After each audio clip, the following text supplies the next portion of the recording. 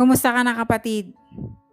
Meron ka bang kakilala na napakakitid ng utak at hindi ka talaga mananalo sa taong yan kahit ano man ang sabihin mo, gaano man katotoo yung sinasabi mo dahil ang mas paniniwalaan niya ay yung sarili niya.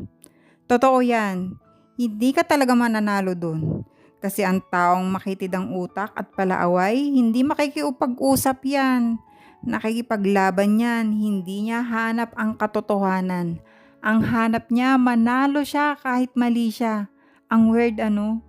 May mga taong ganun at alam ko, pag ganyan yung mga taong nasa harap ko, mas pipiliin ko na lang lumayo.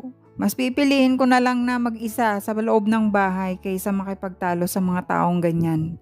At kahit magpaliwanag ka ng maayos, ibabaluktot pa rin niya para may maipintas lang sa'yo. Grabe ano?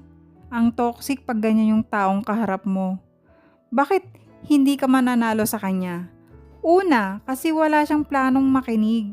Kaunting paliwanag lang, putol na. Sarado na yung isip niya bago ka pa magsalita. Kaya, kahit tama ka, mali ka pa rin sa kanya. Pangalawa, kasi ang gusto niya, pababain ka. Hindi yan nag-aaway para ayusin. Nang aaway yan para may masaktan, para may mapahiya. Kaya kahit manahimik ka, may sasabihin pa rin siyang masama. Pangatlo, kasi pag nakipagsabayan ka, talo ka na. Pag bumaba ka na sa level niya, pareho na kayo. At dun, mas sanay siya. Yan na kasi ang mundo niya. Ano ang panalo mo sa ganitong tao? Tumahimik ka lang at lumayo.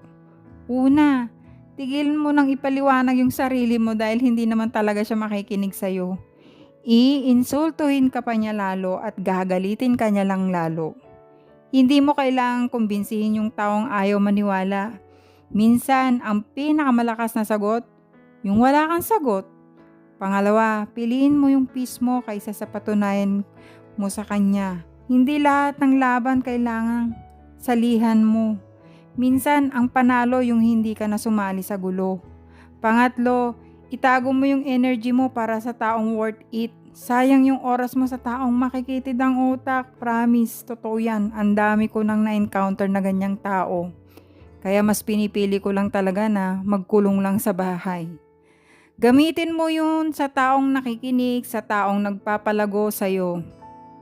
Pang-apat, tandaan mo, ang katahimikan mo hindi kahinaan yan. Yan ay respeto para sa sarili mo. Hindi ka duwag dahil hindi ka nakikipag-away. Matapang ka kasi pinili mo na lang na hindi mo sirain yung sarili mo para lang sa isang argumento. Isang bagay lang na dapat mo tandaan. Hindi mo kailangang manalo sa lahat ng tao para maging tama ka. Minsan ang panalo mo, yung malayo ka na sa kanila. Hayaan mo siyang manalo sa sigawan. Ikaw, manalo ka sa peace of mind mo. May ganitong tao ka ba sa ngayon sa buhay mo? Sige nga, ikwento mo, pag-usapan natin kung paano mo siya i-handle nang hindi ka nasasaktan. Ang hirap pag ganito ang kasama mo, kaya ipag-pray mo na habaan pa yung pasensya mo kung sakasakali man. Basta, huwag kang magpapa-apekto sa kanila. Kung ano ka man, kung gaano ka man kabuti, ituloy mo lang yan. Nakikita lahat ni Lord yan. At lagi kang magpasalamat sa Kanya. Thank you Lord palagi.